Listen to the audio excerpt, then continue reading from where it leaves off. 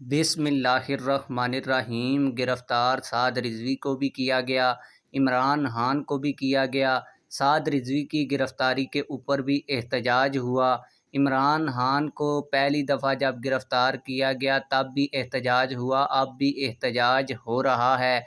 अब जब मैं आप लोगों को ये दोनों वाक़यात इकट्ठे करके सुनाऊंगा तो उसके बाद आप लोगों को ये अंदाज़ा हो जाएगा कि तहरीक लब्बैक पाकिस्तान के अमीर हाफ़िज़ साद रिज़वी साहब अवाम में ज़्यादा मकबूल हैं या इमरान खान साहब अवाम में ज़्यादा मकबूल हैं।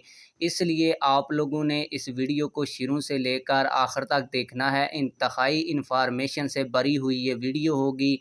इससे पहले अगर आप लोगों ने वीडियो को लाइक नहीं किया हुआ तो वीडियो को भी लाइक कर दें और चैनल को भी सब्सक्राइब कर दें। आप लोगों को बताता चलूँ कि हाफ़िज़ साद रिज़वी साहब को पीटीआई के दौरे हुकूमत में गिरफ़्तार किया गया। जब उन्हें गिरफ़्तार किया गया तो वो एक नमाज जनाजा पढ़ाकर आ रहे थे तो हाफ़िज़ साद रिज़वी साहब को पुलिस ने आते हुए घेर लिया। पुलिस ने हाफ़िज़ साद रिज़वी साहब की गाड़ी को रोका और कहा कि हम आपको गिरफ़्तार करने आए हैं। हाफ़िज़ साद रिज़वी साहब खुद गाड़ी से निकले और हाथ ऊपर करके कहा कि अगर मुझे ले जाना है तो ले जाएं।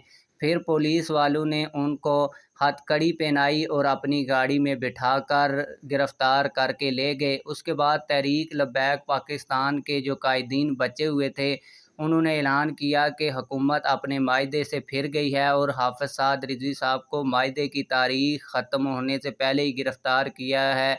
इस पर हम एहतजाज करेंगे।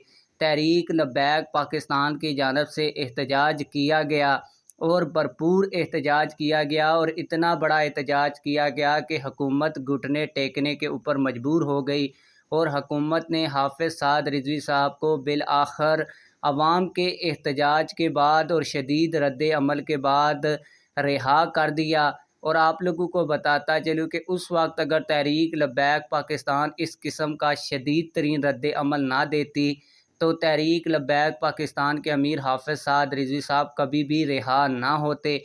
अब आते हैं इमरान खान की गिरफ़्तारी की तरफ। इमरान खान की गिरफ़्तारी हो जाती है अदालत से। पहली दफ़ा जो गिरफ़्तारी अभी जो गिरफ़्तारी हुई है वो तो ज़मान पार्क से हुई है, लेकिन आपको बता दूं कि पाकिस्तान तहरीक इंसाफ की जानिब से भी एहतजाज की कॉल दी गई।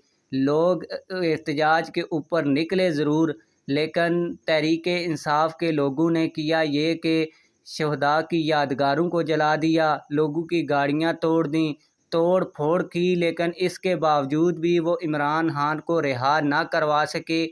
जबकि उस वक्त जब इमरान खान को रिहाई मिली तो वो सुप्रीम कोर्ट ऑफ पाकिस्तान ने दी, ना कि पाकिस्तान तहरीक इंसाफ के लोगों के एहतजाज की वजह से उनको रिहा किया गया।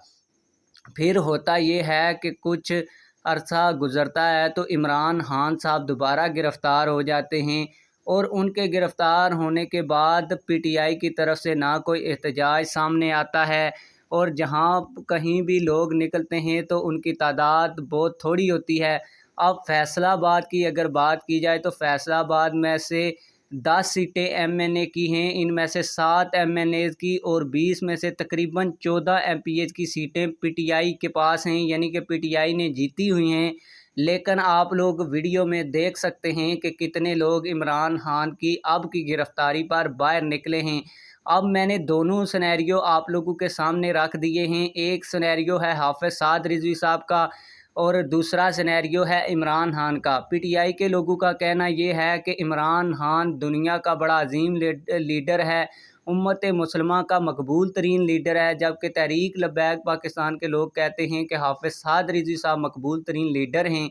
लेकिन इन दोनों चीज़ों को देखते हुए लगता यही है कि इमरान खान की मकबूलियत सिर्फ टिक टाक के ऊपर ही है।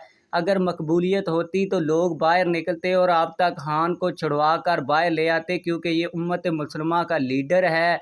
और आप लोगों को पता है कि अगर इतना मकबूल आपके बकौल ये लीडर होता तो आवाम इसके लिए बाहर निकलती, लेकिन इसकी मकबूलियत सिर्फ टिक टाक की हद तक है। और हाफ़िज़ साद रिज़वी साहब की मकबूलियत है जो वो हकीकी मकबूलियत है, उसका वाज़िया सबूत तहरीक लब्बैक पाकिस्तान ने दिया है।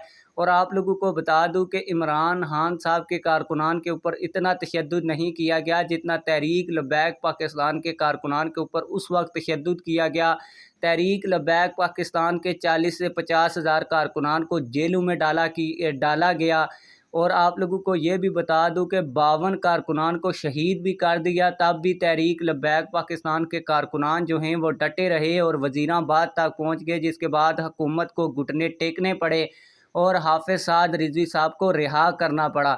آپ لوگوں کی اس حوالے سے کیا رائے ہے کہ کون سا لیڈر حقیقی معنوں میں مقبول ترین لیڈر ہے؟ ہمیں کمنٹ سیکشن میں ضرور بتائیے گا۔ ملتے ہیں کسی اور